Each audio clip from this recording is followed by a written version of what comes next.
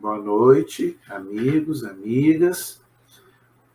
Vamos dar início ao nosso vídeo de hoje, Escola Teológica Católica.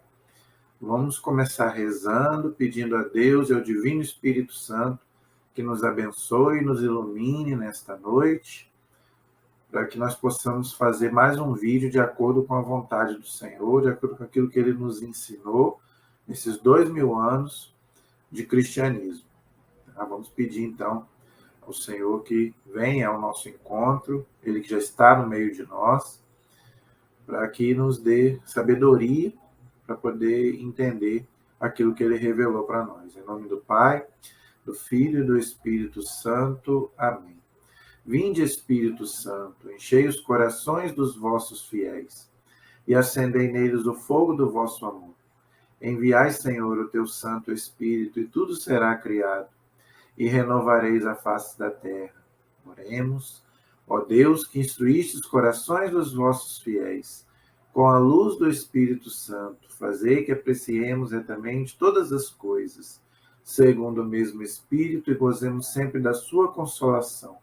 Por Cristo, Senhor nosso. Amém. Pedindo a intercessão também de Maria Santíssima, para que ela também interceda por nós nessa noite. Ave Maria, cheia de graça, o Senhor é convosco. Bendita sois vós entre as mulheres, e bendito é o fruto do vosso ventre, Jesus. Santa Maria, Mãe de Deus, rogai por nós, pecadores, agora e na hora de nossa morte. Amém. Glória ao Pai, ao Filho e ao Espírito Santo, como era no princípio, agora e sempre. Amém. Nossa Senhora Aparecida, rogai por nós. São José, rogai por nós. Todos os anjos e santos de Deus, rogai por nós. Em nome do Pai, do Filho e do Espírito Santo. Amém. Boa noite, espero que todos estejam bem. Qual é o nosso assunto de hoje? Hoje nós vamos continuar estudando o Catecismo da Igreja Católica, tá? Então nós vamos continuar hoje o nosso estudo do Catecismo, tá? Nós estamos estudando agora sobre Jesus Cristo. Tá? É a parte da teologia que nós chamamos de cristologia, ou seja, o estudo de Cristo, que é o centro da nossa fé cristã. Jesus Cristo, para nós, é o Senhor, é o Salvador. Mas se a gente não tiver um entendimento correto da pessoa, nós temos que entender que Jesus foi uma pessoa humana e também divina. Jesus ele tem as duas naturezas, a humana e a divina. Então, por isso que a gente tem que entender quem foi Jesus, para a gente ter um entendimento correto. Por quê? Porque houveram muitos entendimentos que não foram corretos sobre a pessoa de Jesus. Então, é importante a gente ter a noção realmente que Jesus é Deus, a igreja ensina, que ele faz parte da Santíssima Trindade, mas que ele também foi um homem como nós, diz a carta aos Hebreus. Jesus viveu tudo que nós vivemos, com exceção do pecado. Então, ele foi um homem como teve tudo que nós tivemos, menos o pecado. Então, é importante a gente entender, porque houveram muitas teorias sobre Jesus. Alguns nem acreditam que Jesus existiu. Nós já provamos aqui também que Jesus existiu pela ciência, pelos documentos históricos da época, além dos evangelhos. Lógico que para nós cristãos, que nós temos fé na pessoa de Cristo, nós cremos, né, em Jesus, na pessoa de Jesus, que para nós é Deus e também é homem. E tiveram muitas teorias erradas sobre Jesus. Jesus, que foi um grande profeta. Jesus foi um grande profeta, mas ele foi muito mais do que isso. Foi um homem, um ser de luz, evoluído, um espírito evoluído. Nós respeitamos todas as crenças, mas para nós Jesus não é nada disso. Quem foi à missa domingo viu que o evangelho é aquele que Jesus pergunta para Pedro: e vós? O povo fala que eu sou isso, que eu sou aquilo, que eu sou Elias, que eu sou Jeremias, mas e vós? Quem dizeis que eu sou? Então essa pergunta Jesus faz também para cada um de nós. E para você? Quem eu sou? Então, nós temos também que aprender quem é Jesus. Não somente para nós, mas também a pessoa de Jesus. Jesus é um homem-deus. É um homem que era, ao mesmo tempo, Deus. Tinha as duas naturezas, a humana e a divina.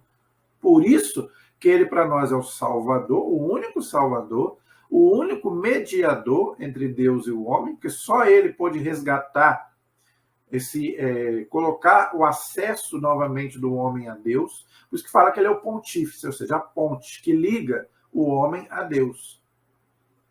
O sacerdote, o único sacerdote que oferece a Deus o sacrifício.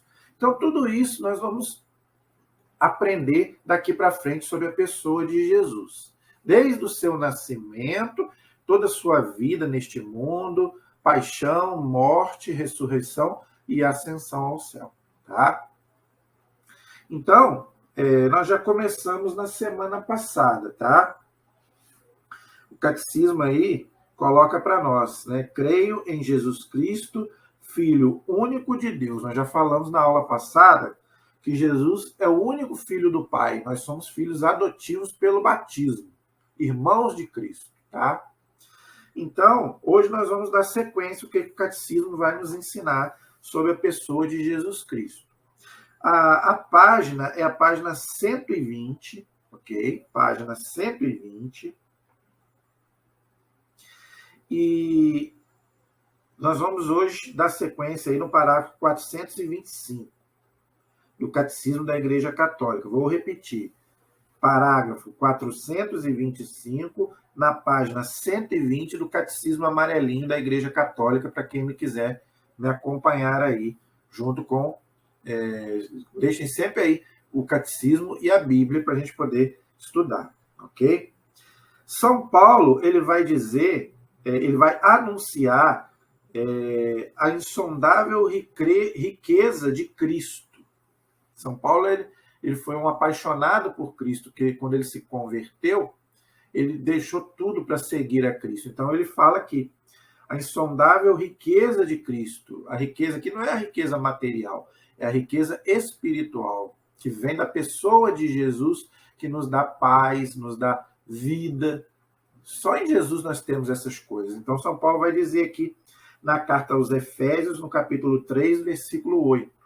Ok? Então, vamos lá. A transmissão da fé cristã é, primeiramente, o anúncio de Jesus Cristo. Esse anúncio de Jesus Cristo é o que a igreja chama de querigma. Querigma quer dizer o quê? Anunciar o evangelho, a boa nova, que é o próprio Cristo. Ok? É isso que os apóstolos fizeram e que a igreja faz há 2000 anos. Ok? Para levar a fé nele. Nele quem? Jesus. Então, a igreja nasceu para isso, para levar a fé em Cristo para todas as pessoas, porque senão não há salvação, gente. Se a gente não anunciar Jesus, não há salvação. Por isso que São Paulo vai dizer, Jesus só voltará quando todos ouvirem a mensagem. Ouvir quer dizer o quê? Ouvir a mensagem de Cristo. Não quer dizer que todos vão aceitar, não, porque nós temos livre-arbítrio. Mas a mensagem tem que ser proclamada a todos. Para quê? Para que todos tenham a chance de salvação. Se alguém não se salvar, é por causa do abuso da sua liberdade. Agora, todos têm que ouvir a mensagem de Cristo. Entendeu? Senão ficaria uma coisa incoerente. Como é que você vai acreditar naquilo que você nunca ouviu?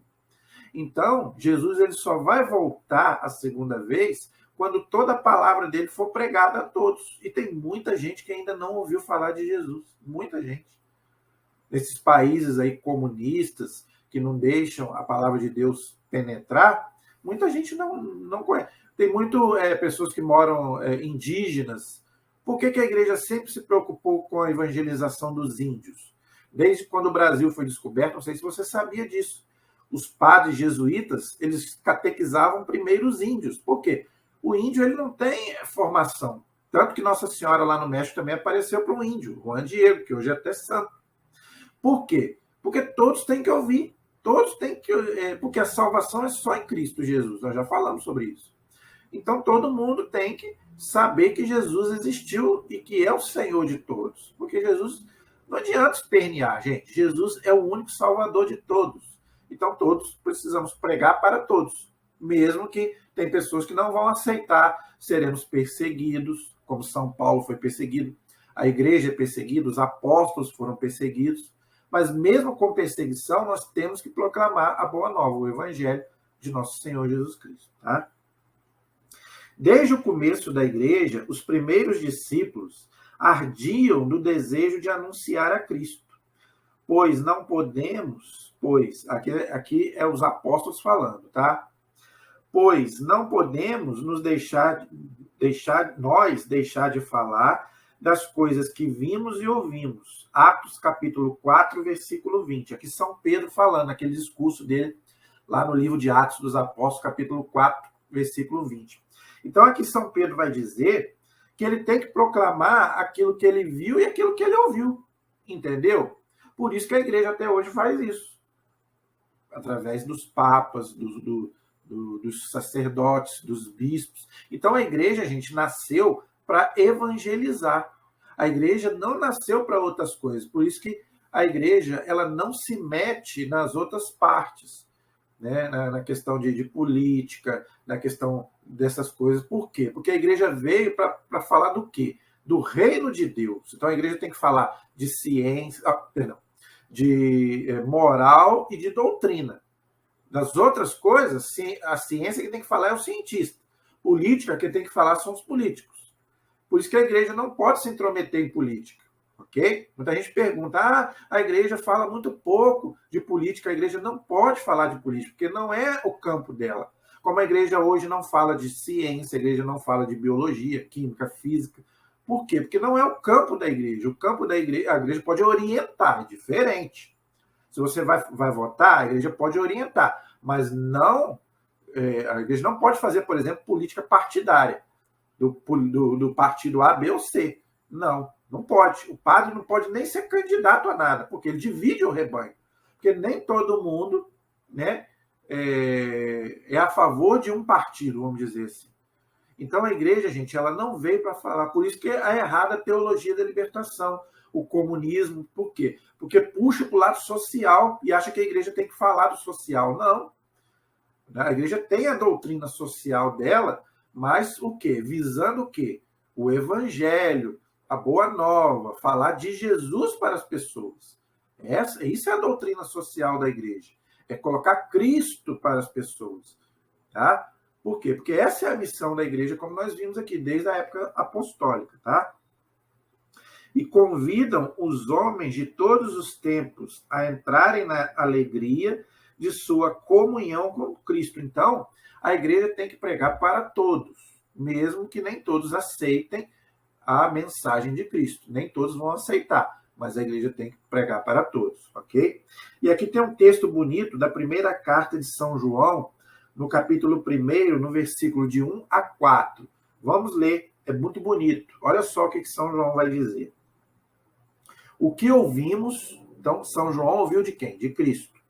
O que ouvimos, o que vimos, então eles ouviram, os apóstolos, eles viram Jesus e eles passaram para os seus sucessores e os seus sucessores passaram para nós, é o que nós chamamos de sucessão apostólica, tá bom?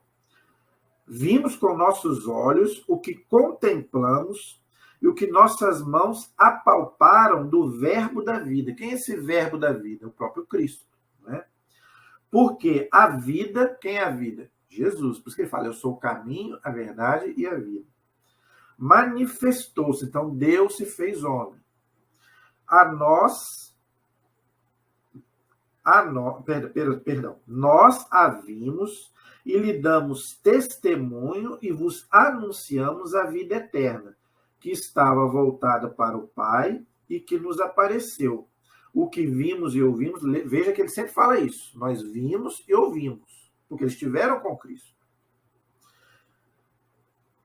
Vô-lo anunciamos para que estejais também em comunhão conosco. Então, gente, nós temos que estar em comunhão com a igreja. Foi aqueles vídeos que eu fiz para trás, sobre o Papa, sobre o cristianismo, que a igreja sempre tem que estar unida aos apóstolos. Nós não podemos fomentar a divisão na igreja. Infelizmente, a igreja hoje está muito dividida. Eu não estou falando nem de fora, eu estou falando de dentro. Tem muito padre, tem muito é até bispo, infelizmente, contra o Papa. A gente tem que falar isso aqui. A gente vê aí na internet bispos e padres falando contra o Papa Francisco. Gente, isso é um absurdo. A igreja nunca existiu isso na época apostólica. Você vê São João dizendo aqui, comunhão conosco, comunhão de fé, de doutrina. Mas por que está acontecendo isso? Porque em vez da gente se voltar para a doutrina e para a moral, a gente começa a falar de outras coisas, outros assuntos que não tem nada a ver. A igreja tem que falar de doutrina e de moral. É isso que a igreja tem que falar. Não tem que falar, perder tempo com outras coisas. Então fica padre, bispo aí falando coisas aí que não é para falar. É só você ver as pregações do padre José Augusto, por exemplo, do padre Léo, falecido, padre Léo, tem as pregações dele aí na internet. Vê as pregações do padre Léo, do padre José Augusto, você vai ver que eles são absolutamente fiéis à igreja, ao magistério da igreja, e eles falam rasgado mesmo o que a gente precisa ouvir. Está bem claro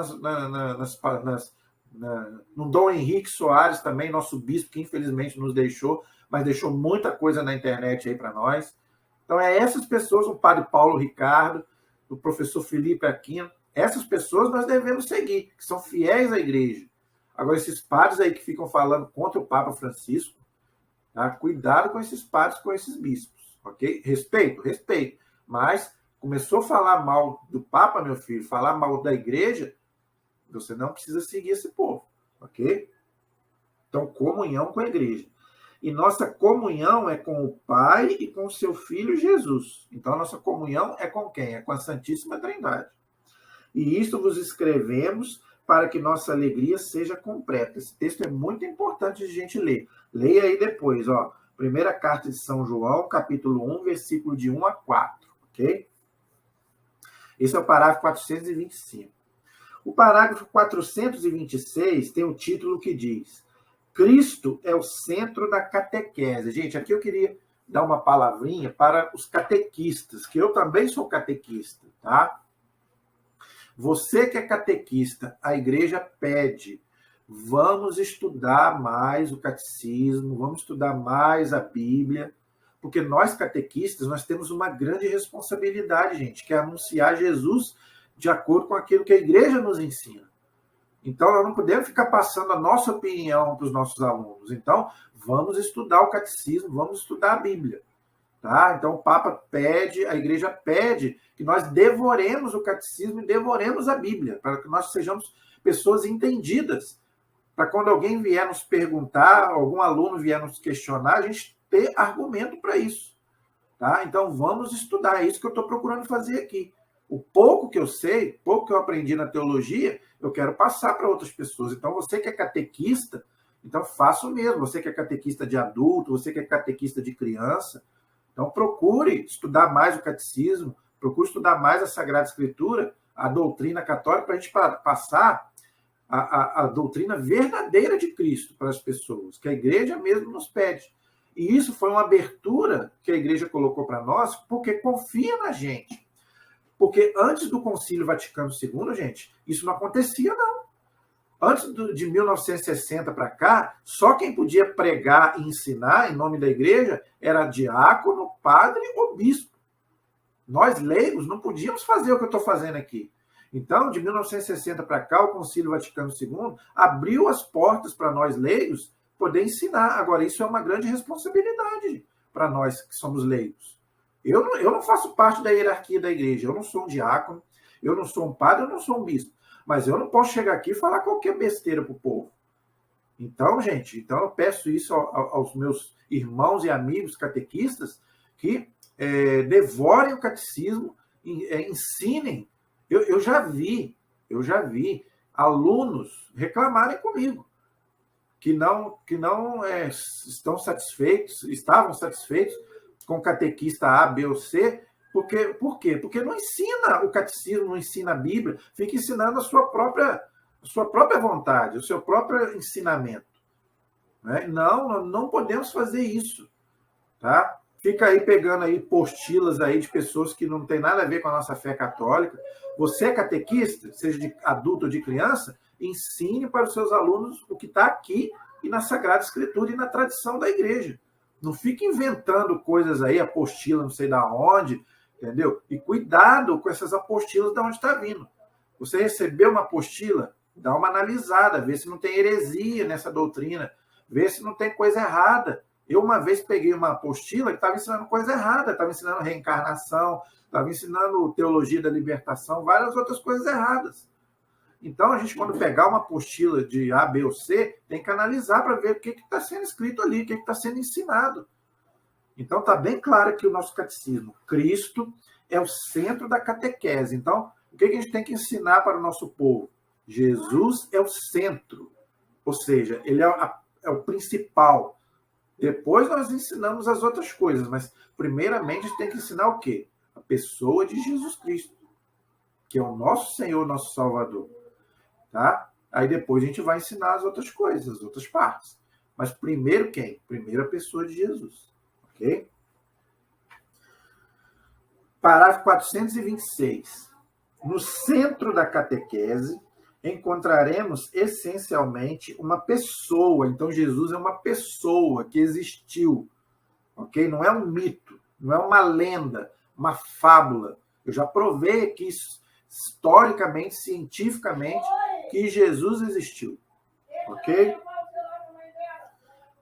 A de Jesus de Nazaré, filho único do Pai, olha aí, a Jesus de Nazaré, filho único do Pai, já falei sobre isso, que sofreu e morreu por nós, e agora ressuscitado, vive conosco para sempre. Olha aí, então, isso que a gente tem que ensinar. Então, Jesus foi uma pessoa que viveu entre nós, não é? Morreu por nós e agora ressuscitado, vive conosco para sempre. E isso que nós temos que ensinar para as nossas crianças e para os nossos alunos, seja ele criança ou adulto. Jesus foi uma pessoa que viveu neste mundo, nasceu, viveu, morreu e está ressuscitado, está vivo no meio de nós. Ok? Catequizar é desvendar na pessoa de Cristo todo o desígnio eterno de Deus que nela se realiza. Então, tudo aquilo que Deus quis para nós, ele realizou em Jesus, que é o seu Filho único. Ok? É procurar compreender o significado dos gestos e das palavras de Cristo e dos sinais realizados por ele. Então, quais são os sinais que Cristo realizou? Gente, os milagres. O que prova a divindade de Jesus? Que ele é diferente das outras pessoas. É os milagres de Cristo. E por incrível que pareça, pasmem, tem gente que não ensina isso. Que fala que Jesus não fez milagre, que Jesus não multiplicou pães, que Jesus não andou sobre as águas. Eu já vi. Né? Padres mesmo falando que Jesus, até bispo mesmo, falando o quê? Que Jesus não fez, não multiplicou. Ah, foi uma partilha. Jesus não fez o milagre da multiplicação dos pães. Pelo amor de Deus, gente, está bem claro nos evangelhos o milagre da multiplicação dos pães. Jesus andou sobre a água, lógico que andou. Jesus tem poder sobre o seu corpo. Entendeu? Então, gente, cuidado com o que a gente está pregando. Se a gente negar os milagres de Jesus, a gente nega a divindade de Cristo. Então, Cristo não é Deus. Se Cristo não é Deus, ele não pode nos salvar. Para ele nos salvar, ele tem que ser homem e tem que ser Deus. Só Deus pode fazer milagre. Ninguém pode. Nenhum homem sozinho pode fazer milagre. Então, se a gente negar que Jesus fazia milagre, nós negamos que Jesus é Deus. Entenderam a gravidade da coisa? Entendeu? Então, gente, cuidado com o que a gente vai ensinar. A finalidade definitiva da catequese é levar a comunhão com Jesus Cristo. Então, isso é o principal. Não só a comunhão na fé, mas a comunhão também no corpo de Cristo, ou seja, a Eucaristia. Falar para as crianças, para os adultos, que nós temos que ter essa comunhão com Jesus na oração, nesse diálogo com Jesus e também na igreja, ou seja, na Eucaristia, levar para que a gente tenha vontade de estar com Jesus na oração e também na igreja, nos sacramentos, principalmente na Eucaristia. É onde a comunhão é plena, que ali Jesus está fisicamente. A gente tem que entender isso, nós católicos temos que entender isso. Na oração, Jesus está espiritualmente. Na comunhão, Jesus está fisicamente. É o corpo de Cristo. Entendam isso. Então, nós temos que ensinar para as nossas crianças, para os nossos adultos, a querer estar com Jesus na Eucaristia. Você recebe ali Jesus fisicamente, não somente espiritualmente. Tá? Então, nós temos que ensinar essas coisas. Tem gente também que ensina isso, que Jesus não está na Eucaristia, é um símbolo. Aí, se nós católicos estamos ensinando isso, nós estamos virando protestante. Ok? Porque para nós não é símbolo, para nós é o corpo de Cristo. Então, cuidado com o que você está ensinando. Tá? Só ele quem? Jesus pode conduzir ao amor do Pai no Espírito e fazer-nos participar da vida da Santíssima Trindade. Olha só que importante, hein? Só ele, só Jesus pode nos levar até o Pai, ele mesmo já disse, eu sou o único caminho de salvação, no Espírito Santo. Viu como é que a Santíssima Trindade ela não se separa? O Pai, o Filho e o Espírito Santo não se separam. Então, você pode pedir para o Pai, você pode pedir para o Filho, pedir para o Espírito Santo, que eles não se separam. É o mesmo Deus. Entenderam? Está bem claro aqui.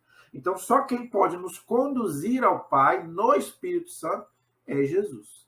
Ok? Está bem claro aí no Catecismo. Para nos fazer participar da vida. Olha aí. Então, Jesus é quem traz a vida.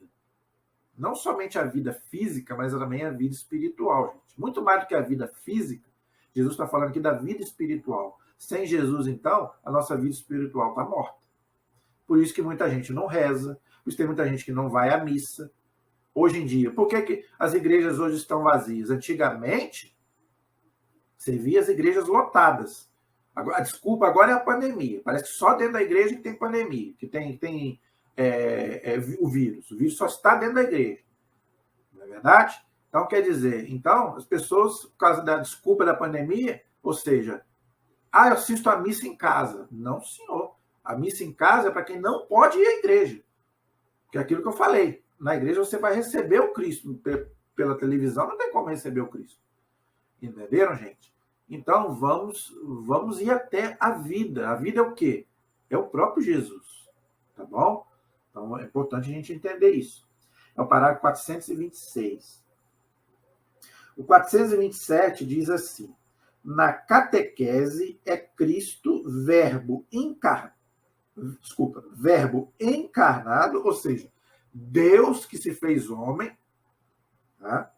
E Filho de Deus, que é ensinado. Então, o que nós temos que ensinar? Jesus é o verbo de Deus que se fez carne. Deus, então, habitou no meio de nós. Isso nós temos que ensinar. O Filho de Deus, o Filho único do Pai, todo o resto está em relação com ele. Foi o que eu expliquei. Depois nós ensinamos as outras coisas que têm que estar relacionado com Cristo. Mas, primeiramente, a pessoa de Jesus. E somente Cristo é quem ensina. Então, nós fazemos ali a nossa parte, mas quem ensina é o próprio Cristo. Entenderam? Por isso que a gente ensina que na missa, quando o padre vai fazer a homilia, é o próprio Cristo quem está ali. Porque nós não temos capacidade para ensinar nada para ninguém. Então, os sacerdotes ali na homilia, eles fazem a pessoa do Cristo. E na catequese, nós catequistas. Agora, para isso, a gente tem que ensinar a verdade, para a gente não trair Jesus. Jesus um dia vai nos cobrar. O que você ensinou? E o talento que eu te dei, que você usou como? Para a gente pensar. Né? Todo outro que ensine, falo na medida em que é seu porta-voz. Então, nós somos porta-voz de Cristo. Está vendo como é que nós somos importantes? Permitindo a Cristo ensinar por sua boca. Olha aí. Então, quando você fala a verdade, aquilo que está na Sagrada Escritura e na Sagrada Tradição e no Catecismo, você é um porta-voz de Cristo. Os padres na homilia e nós também na catequese. Aqui ele está falando da catequese. Entendeu? Todo catequista deveria poder aplicar a si mesmo a misteriosa palavra de Jesus.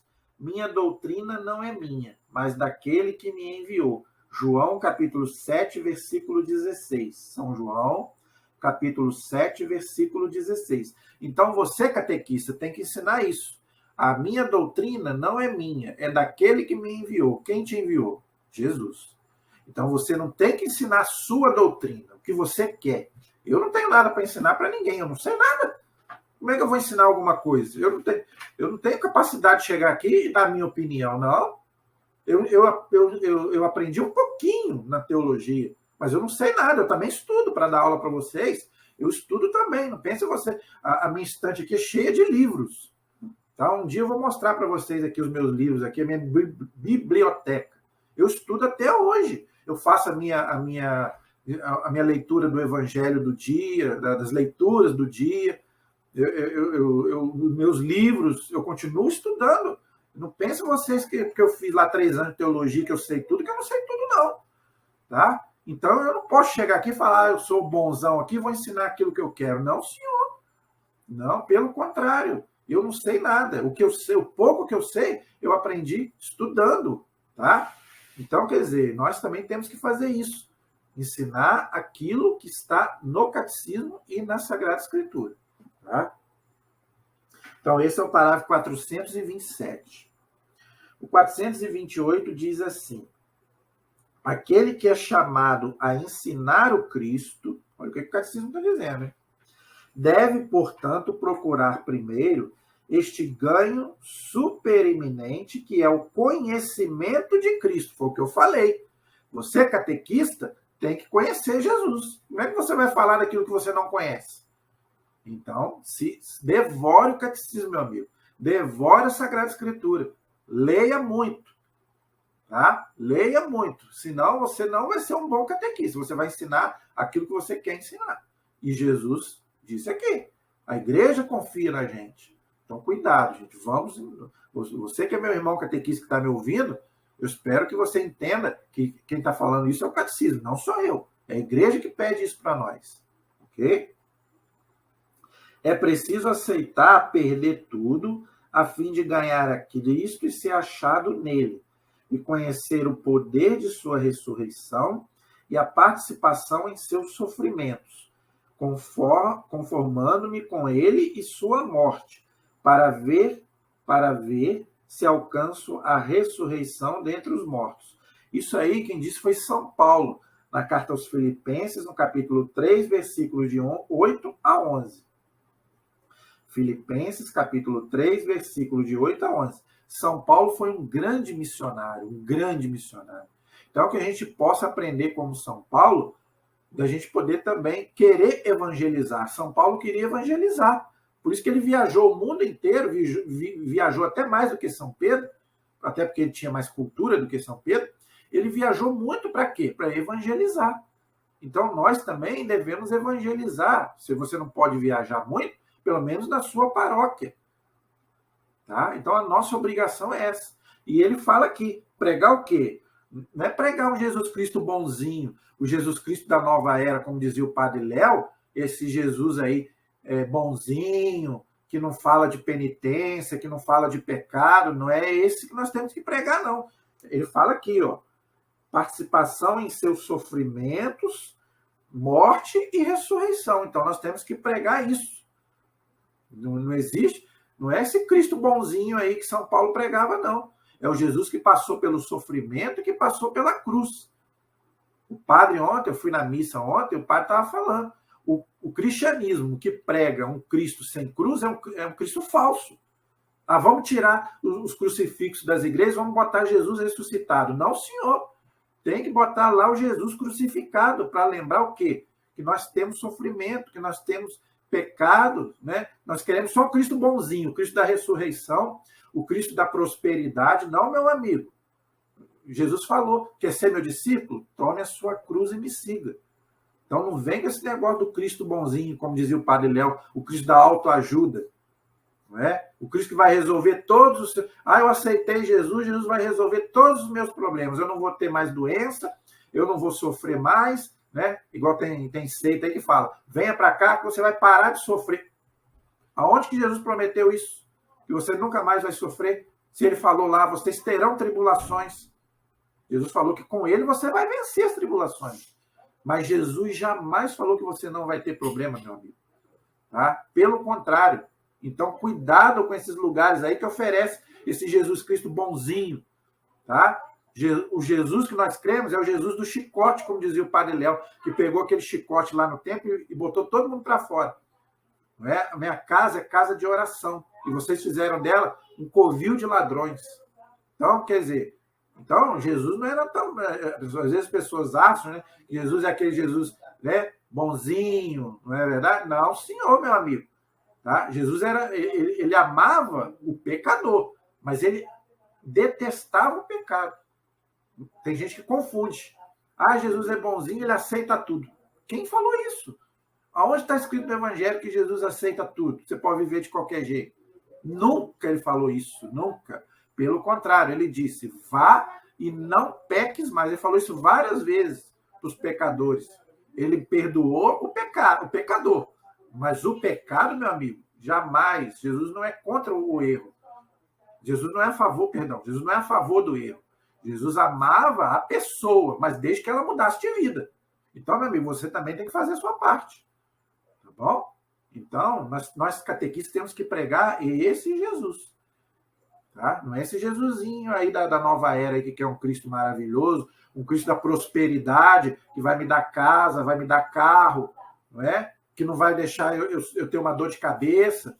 Não é esse Jesus que nós vamos pregar, não. É o Jesus da cruz, que passou pela cruz, mas que venceu a cruz e hoje está ressuscitado, vivo, está no meio de nós. Para quê? Para nos ajudar a carregar a nossa cruz. Quem não as tem? Quem de nós não as tem? Então, Jesus é para isso, para nos ajudar a carregar a nossa cruz de cada dia. E com ele a gente vence. Não quer dizer que nós não teremos cruz. Teremos, mas com ele a gente vai vencer. É isso que nós temos que pregar. Ok? Então, esse é o parágrafo 428. O 429 diz assim, é deste conhecimento amoroso de Cristo que jorra o desejo de anunciá-lo, de evangelizar e de levar outros ao sim da fé em Jesus Cristo. Então, gente, a gente tem que buscar que as pessoas deem o seu sim a Cristo. Por isso nós temos que levar a boa nova, o evangelho para todos. Para que todos possam aceitar o Cristo e se salvar. Senão a nossa missão, né, não é válida. Se as pessoas não mudarem de vida e não aceitar o Cristo como Deus, o Cristo verdadeiro, não o Cristo falso, a nossa missão de catequista não é correta.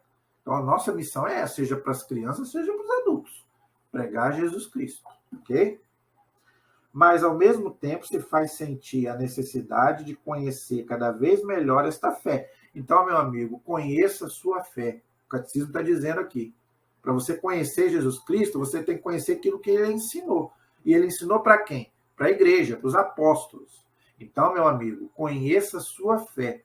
Por que o católico abandona a sua fé? Eu aqui não estou criticando a religião A, B ou C, não. Cada um tem a liberdade de seguir qualquer religião. Agora, se você é católico e você nasceu católico e largou a igreja, eu tenho certeza é por causa disso que o catecismo está dizendo aqui. Porque você não conhece a sua fé. Porque eu tenho certeza que o católico que estuda a sua fé, ele não muda de religião. Eu tenho certeza 100% disso.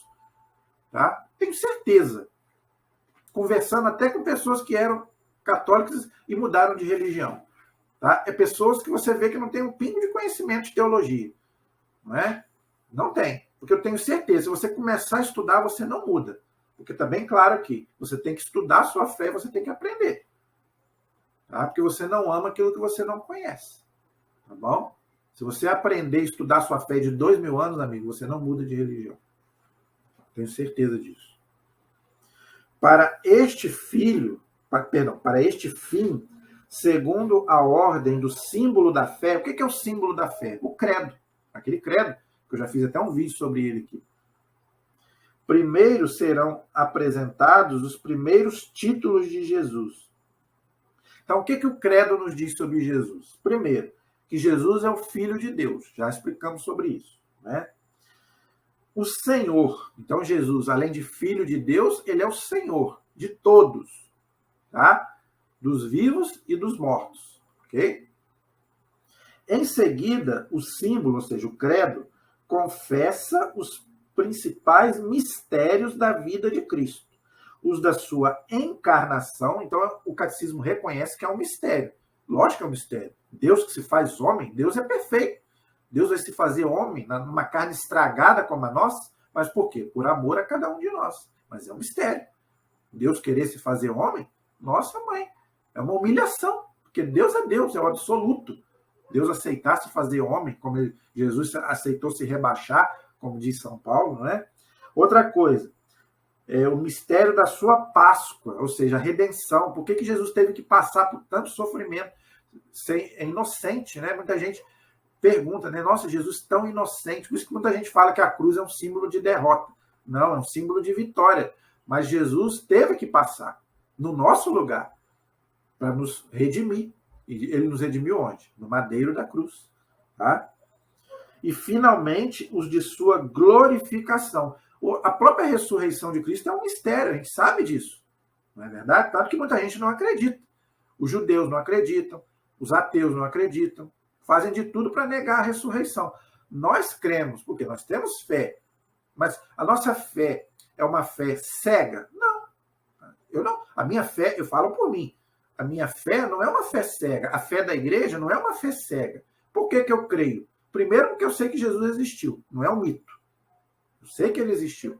Segundo, por causa das pessoas que viram Jesus e nos transmitiram. Pensa comigo.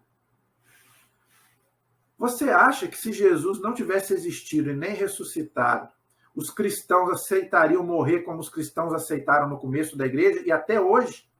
Muita gente pensa que os cristãos só morriam na época ali do Império Romano. Vai lá nos países islâmicos, lá na África, na Ásia, né, naqueles países lá que matam os cristãos lá, vai ver se não existe.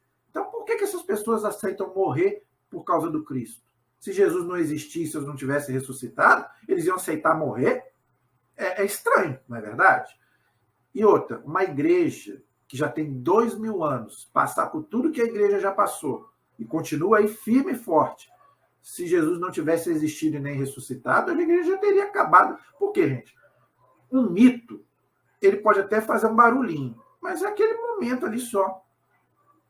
Agora, por que a igreja está aí até hoje, com todas as dificuldades que ela tem, com todos os erros humanos que ela já teve, e ela está aí até hoje, e não acaba, e nunca vai acabar, porque Jesus falou que ela não vai acabar? É por causa de Jesus, meu amigo. Se Jesus não tivesse existido e nem ressuscitado, isso tudo não... E outra, para nós também, aconteceria o que os ateus falam, morreu, acabou. Por que nós cremos na ressurreição? Por causa de Jesus. Mas que é um mistério, não é verdade? Mas nós cremos, por quê? Porque nós sabemos que Jesus pregou isso, os apóstolos pregaram isso, e os sucessores dos apóstolos até hoje pregam isso. Não um mito. A pessoa de Jesus, que veio, né, nasceu, sofreu, morreu e ressuscitou, por amor a cada um de nós. Né? Então é isso que nós temos que ensinar na catequese. Ok? Esse é o parágrafo 429. O parágrafo 430 tem o título aí, em Jesus Cristo, seu Filho único, nosso Senhor. Aí vai falar do nome de Jesus. O que significa esse nome? Por que foi escolhido esse nome para a segunda pessoa da Santíssima Trindade quando ela se encarnou? Por que então o anjo chamou o filho de Nossa Senhora e o filho adotivo de São José de Jesus? Por que esse nome? Vamos ver. Tá? Parágrafo 430. Jesus quer dizer em hebraico Deus salva. Olha aí. Então, por isso. Simplesmente isso. Porque o nome Jesus significa Deus salva. Então, é a missão dele. O nome significa missão para o judeu. Então, a missão de Cristo é o quê? Salvar a humanidade. Por isso que, então, o anjo falou lá para Nossa Senhora, você vai ter um filho e você vai dar o nome de Jesus. Falou para ela e para São José. Tá bom? Por causa disso. Porque ele vai salvar o povo de seus pecados, diz o anjo. O anjo é o mensageiro que traz o quê? O recado de Deus. Entendeu? No momento da Anunciação, que nós vamos celebrar agora dia 25 de março, né? O anjo Gabriel, que diz lá que foi enviado por Deus, dá-lhe como nome próprio o nome de Jesus, que exprime ao mesmo tempo sua identidade e missão. Olha aí, tá vendo? Está lá no Evangelho de São Lucas, capítulo 1, versículo 31. Então, gente, o nome Jesus é a identidade e a missão de Jesus. Todos nós temos nosso nome lá na identidade. Se Jesus tivesse um documento, o nome dele estaria escrito lá, Jesus. E também a sua missão, quer dizer o quê? Deus salva. Entendeu? Viu como é que o catecismo explica direitinho nos mesmos detalhes? Entendeu? Uma vez que só Deus pode perdoar pecados, está lá em Marcos 2,7, é ele que em Jesus, seu Filho eterno feito homem, salvará seu povo dos pecados. Está lá em Mateus capítulo 1, versículo 21. Então você pode ler lá depois, São Mateus capítulo 1, versículo 21. Em Jesus, portanto, Deus recapitula toda a sua história de salvação em favor dos homens. Então, toda aquela salvação que começou lá no Antigo Testamento, com Abraão, Isaac, Jacó, Moisés, é recapitulado em Cristo. Por quê? Porque é o Salvador. Entendeu? Por isso que a carta aos Hebreus vai dizer, Deus falou pelos profetas, por Moisés, mas, por último, falou através de quem? De Jesus. E depois não vai falar mais. Então, quem não ouvir Jesus, meu amigo, já era. Não vai haver outro, não.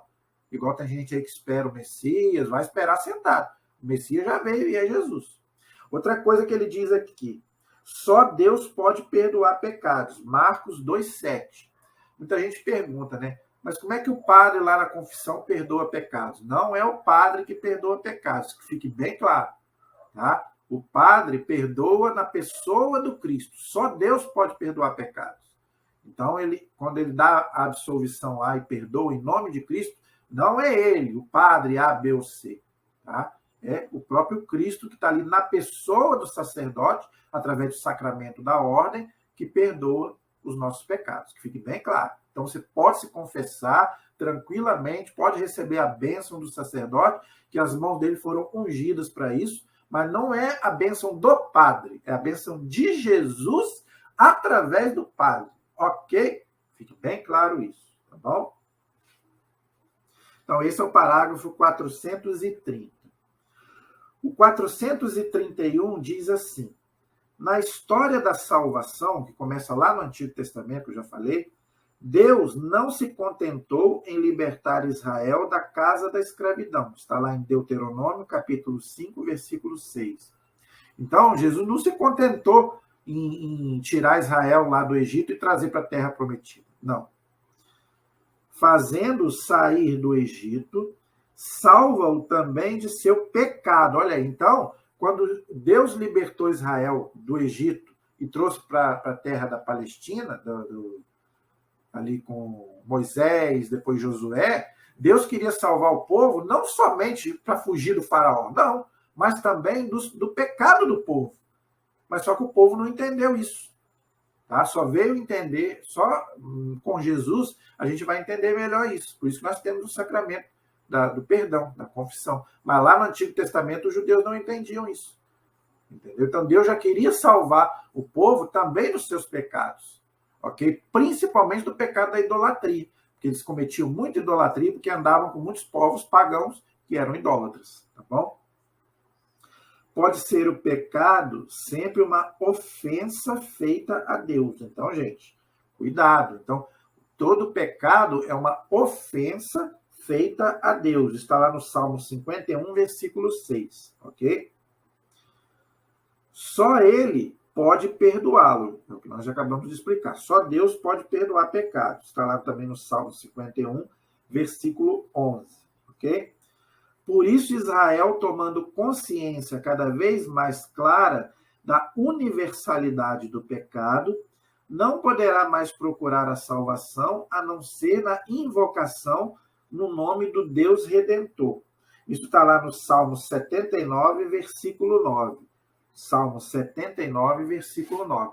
Então, o próprio povo de Israel, à medida que a revelação vai vindo, eles vão entendendo que como o pecado vai se alastrando, vai se tornando universal, o Messias tinha que vir para poder resgatar isso. Por isso que Israel esperava o Messias. Só que eles não aceitaram o verdadeiro Messias, que é o Cristo. Por isso que São João Batista vai dizer: eis o Cordeiro de Deus que tira o pecado do mundo. Mas eles não aceitaram. Infelizmente, os judeus não aceitaram. Tá? Então, esse é o parágrafo 431. Esse é o mérito de nós cristãos. Nós aceitamos o Cristo como Senhor. Tá?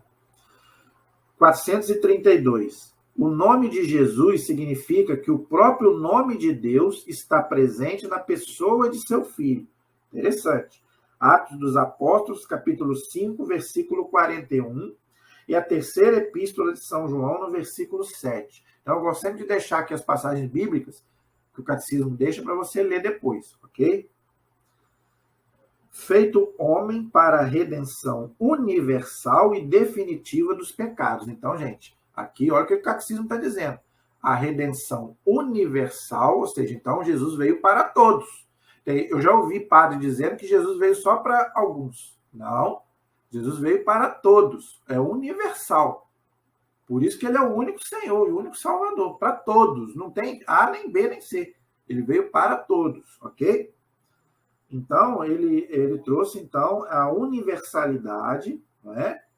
da redenção definitiva dos pecados. Definitiva. Ok? Então, não vai haver outro Messias, outra revelação. Ok? Então, os próprios judeus que esperam o Messias, eles, diz a palavra de Deus, que eles vão aceitar Jesus, até Jesus voltar. Porque não tem outro Messias, é o próprio Cristo. Tá? É o único nome divino que traz a salvação. Olha aí, tá vendo? Terceira carta de São João, versículo 18. E Atos 2, versículo 21. E a partir de agora pode ser invocado por todos, pois se uniu a todos os homens pela encarnação. Então agora todos têm acesso ao Pai, se você, logicamente, crê em Jesus como seu Senhor e seu Salvador. Então, a salvação agora é para todos. Por quê? Porque no Antigo Testamento, os judeus acreditavam que a salvação era só para eles. E era para eles. Como eles não aceitaram, a salvação pôde se abrir para todos os povos, ok? Mas realmente eles eram o povo escolhido lá do Antigo Testamento. Agora, no Novo Testamento, a salvação é universal, é para todos. Logicamente, que aceitarem Jesus como Senhor e como Salvador, ok? De sorte que não existe debaixo do céu outro nome dado aos homens pelo qual devamos ser salvos. Atos capítulo 4, versículo 12. Esse texto aí é muito claro, gente. Não precisa nem comentar. Em nenhum outro há salvação debaixo do céu sobre o qual devamos ser salvos. Atos 4, 12. Então, meu amigo, se você não crê em Jesus como seu Salvador, você está perdido. É o que diz aqui o Catecismo e a Sagrada Escritura. Entendeu por que Buda não salva? Por que Allan Kardec não salva? Por que Maomé não salva? Porque o único Salvador é Cristo. Vou repetir. Não existe debaixo do céu outro nome dado aos homens pelo qual devamos ser salvos. Atos 4, 12. Entendeu? É a Bíblia que diz, é o Catecismo que diz. Se você não concorda comigo, não concorde com a Bíblia nem com o Catecismo. A Bíblia é a palavra de Deus, o Catecismo é a interpretação que a igreja dá para a Bíblia. Ok? Então, se você é católico e você não prega isso, você não é católico de verdade. Ok? Isso é o parágrafo 432. 433 diz assim: o nome do Deus Salvador era invocado uma só vez por ano pelo sumo sacerdote, para expiação dos pecados de Israel, depois dele aspergir o propiciatório dos santos com o sangue do sacrifício. Então, a gente vê lá no Antigo Testamento, está no Levítico, capítulo 16, versículo de 15 a 16, Eclesiástico 50, versículo 22, Hebreus, capítulo 9, versículo 7. Então, uma vez por ano, o sacerdote judeu oferecia um sacrifício, um animal, como sacrifício pelo pecado do povo, entendeu? Nós não precisamos mais disso. Por quê? O nosso sacrifício Quem ofereceu o nosso sacrifício a Deus foi o próprio Jesus. Ok? Então, nós não precisamos mais disso. Tá bom? O propiciatório era o lugar da presença de Deus. Isso está lá no Êxodo, capítulo 25, versículo 22, Levítico 16, versículo 2, e Números, capítulo 7, versículo 89. E no Novo Testamento, está na carta aos Hebreus, capítulo 9, versículo 5. Quando São Paulo diz de Jesus que Deus o destinou como instrumento de propiciação do seu próprio sangue, está lá em Romanos 3, 25, quer afirmar que na humanidade deste último, ou seja, Jesus, era Deus que em Cristo reconciliava consigo o mundo. Está lá em 2 Coríntios, capítulo 5, versículo 19. Entendeu o que São Paulo está dizendo? Que quem reconciliou o mundo com Deus foi Jesus. Então, aquele sacrifício que os judeus faziam era só uma prefiguração do verdadeiro sacrifício que era o próprio Cristo. A própria Bíblia fala, o sacrifício de um animal não tem como apagar pecados, aquilo é só um símbolo. Agora, o sacrifício de Jesus, sim, porque aí é um homem, que é Deus e é homem ao mesmo tempo. Entendeu? Então, só o sacrifício de Cristo tem esse poder. É isso que São Paulo diz aqui, quando ele fala que somente Cristo reconciliou o mundo com Deus. 2 Coríntios, capítulo 5, versículo 19, Romanos 3, 25. Entendeu? Esse é o parágrafo 433. O 434 diz assim: a ressurreição de Jesus glorifica o nome do Deus Salvador. Então, está lá em João, capítulo 12, versículo 28. Então, a glorificação do nome de Jesus é através da sua ressurreição. Tanto que Jesus fala lá, né, eu serei glorificado, né, depois de 3 dias, quando eu ressuscitar. Que aí ele venceu a morte. Aí, agora sim, podemos dizer que Jesus é realmente o vencedor. Por quê? Porque ele venceu o último inimigo a ser vencido de São Paulo, que é a morte. Tá bom? Pois a partir de agora é o nome de Jesus que manifesta em plenitude o poder supremo do nome acima de todo nome. Isso está lá em Filipenses, capítulo 2, versículo 9 e 10. Então, o nome de Jesus está acima de todo nome. Por isso que até o demônio tem medo de Jesus. A gente vê nos exorcismos, né? Quando o demônio ouve falar do nome de Jesus, ele fica doido. Por quê? Porque é um nome que está acima de todo nome. Entendeu? E é em nome dele que os discípulos de Jesus operam milagres. Isso está lá onde, gente? Está em Atos, capítulo 16, versículos 16 a 18, e Atos, capítulo 19, versículos de 13 a 16. Então, gente, é em nome de Cristo que os apóstolos operam milagres. Foi o que eu falei aqui, a questão da confissão. O Padre abençoa em nome de Cristo, não é em nome dele. Entendeu? E mesma coisa os milagres. Por que os santos faziam milagres? É o santo que fazia? Não, é Jesus que fazia, mas fazia através deles. Por isso que a igreja canoniza alguns como santo. Tá? Esse é o motivo. Quando a igreja diz que uma pessoa é santa, não é que ela fez o milagre, não. Tá? A Santo Antônio, a igreja tem registro de muitos milagres atribuídos a Santo Antônio, mas não é Santo Antônio quem faz. É Jesus que faz através dele. Entendeu? Então, ninguém pode fazer por si mesmo um milagre. As pessoas que fizeram milagres, os santos, fizeram através de Cristo, do nome de Cristo. Entendeu? É isso aí. Pois tudo que pedem ao Pai em meu nome, o Pai lhes concede. Jesus que falou isso. Está lá em João 15, 16. Marcos 16, 17 também fala a mesma coisa. Então, tem muitos textos que falam isso. Tá? Em nome de Jesus, os apóstolos, eles podiam pregar, eles podiam perdoar pecados, eles podiam fazer exorcismo, mas não é eles que faziam, é Jesus através deles. Esse é o parágrafo 434. Último de hoje, gente. O parágrafo 435 diz assim: o nome de Jesus está no cerne da oração cristã. Eu quero falar sobre isso aqui para encerrar. Vou só ler o restante, depois eu quero falar sobre isso. Todas as orações litúrgicas são concluídas pela fórmula: por nosso Senhor Jesus Cristo, Senhor nosso, amém. Vou falar sobre isso. A Ave Maria culmina no bendito é o fruto do vosso ventre, Jesus. Presta atenção, hein? E a oração oriental do coração, denominada Oração de Jesus, diz: Jesus Cristo, Filho de Deus, Senhor, tem piedade de mim, que sou pecador. Numerosos cristãos, como Santa Joana d'Arc, morreram tendo nos lábios apenas o nome de Jesus. Então, vários santos, quando morrem, eles pronunciam o nome de Jesus. Por quê? Eles sabem que dali para onde eles vão, para o céu.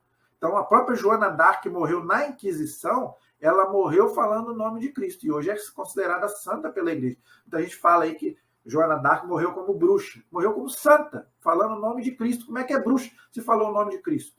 Se os hereges, eles não queriam falar de Cristo, né? Então, tá vendo como é que o povo não estuda e depois fala um monte de asneira? Entendeu? Então, Joana d'Arc morreu cristã e hoje é santa. E todos os santos fizeram isso. A maioria deles, Santa Teresinha, todos os santos morrem falando o nome de Jesus. Agora, eu quero encerrar a nossa aula de hoje falando isso aqui que o Catecismo falou. Duas coisas que o Catecismo falou. Primeiro, a Ave Maria. Olha o que ele fala. A oração da Ave Maria culmina no bendito é o fruto do vosso ventre, Jesus. Olha aí. Então, muita gente pensa que a Ave Maria ela é uma oração mariológica. Não, ela é cristocêntrica, porque o centro é Jesus. O eixo da Ave Maria é Jesus. Quando fala ali, bendito é o fruto do vosso ventre, Jesus. Aí continua. Então, o centro é Jesus. Entendeu? Então, por isso que a oração da Ave Maria é poderosa. E a gente faz sempre na missa, né, nas nossas orações, nós fazemos a Ave Maria. Por quê? Porque ela tem poder. Entendeu? Por quê? Porque ela é uma oração centrada em Jesus com Maria. Entendeu? Outra coisa. Olha o que ele fala aqui. Todas as orações litúrgicas da igreja são concluídas pela forma: por nosso Senhor Jesus Cristo. Amém. Não só nas orações litúrgicas, gente. Qualquer oração destinada a um santo. Por exemplo, você vai fazer uma oração a São José, a Santo Antônio.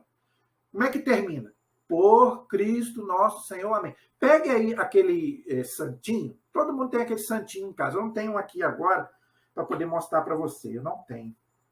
Eu gostaria de ter, mas eu não tenho. Infelizmente, eu não tenho aqui agora. Mas todo aquele santinho que a gente tem com um retrato de um santo, aí tem lá no final, atrás, tem a oração a Santo Antônio, não tem? Oração a Santa Rita. Eu sempre notei isso. Sempre termina por Cristo, mesmo quando a gente... Tá lá, oração a Santo Antônio, por exemplo. Sempre termina por Cristo, nosso Senhor. Entendeu? E na liturgia, a mesma coisa. Na missa, toda vez que a gente vai fazer uma oração, termina assim. Por Cristo. Reparem isso. Você que vai à missa, repare isso. Quem falou isso foi o Scott Hahn, não fui eu. O Scott Hahn, que era aquele pastor protestante que ele se converteu assistindo a missa, ele fala nos livros dele que ele se converteu porque ele não tinha prestado atenção nisso. Todas as orações na missa terminam por Cristo nosso Senhor. Então, gente, tudo na igreja é através de Jesus. Até mesmo quando a gente vai fazer uma oração para um santo, termina assim, por Cristo. Por quê? Porque se não for através de Jesus Cristo, gente, não adianta. Não tem validade. Até mesmo a intercessão do santo tem que passar por Jesus. É aquilo que eu falei, é a mediação. Né? O único mediador é Cristo, a ponte é Cristo. Então, o que o santo faz? O que Nossa Senhora faz? Atravessa a ponte. Então, você pode fazer a sua oração a Nossa Senhora, a São José, a Santo Antônio? Pode. Por quê? Porque no final você vai ver lá, por Cristo nosso Senhor. Por isso que a oração tem poder e por isso que muita gente consegue graça. Eu vejo lá na missa lá, uma graça alcançada pela intercessão de Santo Antônio. Por que a pessoa consegue? Porque não é o santo que faz o milagre, é Jesus. O santo pede. Entendam isso, pelo amor de Deus. Tudo tem que passar pelo aval de Cristo. Se Cristo não der o aval, meu filho, já era, porque é o único Senhor, o nosso único Salvador. Entendeu? Você que é católico?